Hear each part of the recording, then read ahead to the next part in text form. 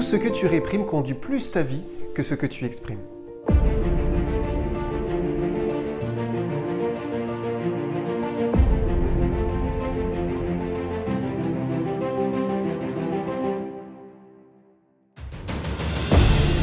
Voilà un adage qui a beaucoup éclairé mes dernières années et mes derniers mois. Tout ce que tu réprimes conduit plus ta vie que ce que tu exprimes. Qu'est-ce que ça veut dire? Première chose, c'est que tu peux exprimer des réalités, mais en fait, ne pas te laisser conduire par elles. Il peut y avoir un écart entre ce que tu exprimes et ce que tu vis.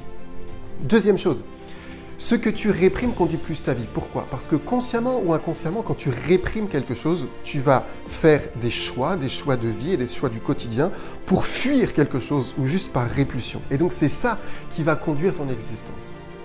L'autre adage qui complète très bien ceci, c'est tout ce que tu réprimes s'exprime par compulsion. Puisqu'en fait c'est là, tu réprimes mais c'est là.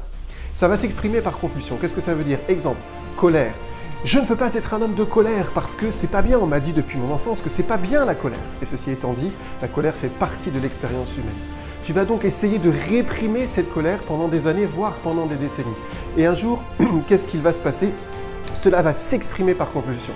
Soit tu vas pousser une grosse colère, ou alors cela va se retourner contre toi. Dépression, burn-out et compagnie. Ça peut être un retour psychologique ou un retour physique. Alors, comment faire?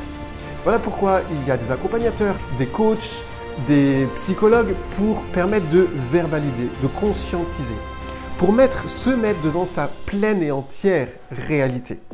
En fait, chacun d'entre nous, nous sommes à la fois colère et non colère, nous sommes aussi lumière et obscurité, nous sommes à la fois gentils et parfois méchants, nous sommes parfois tristes et parfois joyeux. Et ça fait partie de la réalité humaine. Lorsque je prends conscience de cela, je peux juste accueillir mon humanité, ma pleine humanité, et puis plus consciemment et de façon plus détendue, décider qui je veux être. Et lorsque je n'y arrive pas, parce que la colère surgit ou que la tristesse s'impose à mon expérience, je ne culpabilise pas, parce que je sais en fait que ça fait partie de mon expérience, je ne le réprime pas, c'est juste que j'ai envie d'apprendre cela, je ne veux pas me laisser submerger par la colère et la tristesse, mais je sais que c'est là. Donc, l'objectif, c'est d'accueillir pleinement son existence pour librement choisir qui je veux être. Et lorsque je ne suis pas complètement ce que je veux être, j'accepte d'être ce que je suis parce qu'en fait, je suis vivant.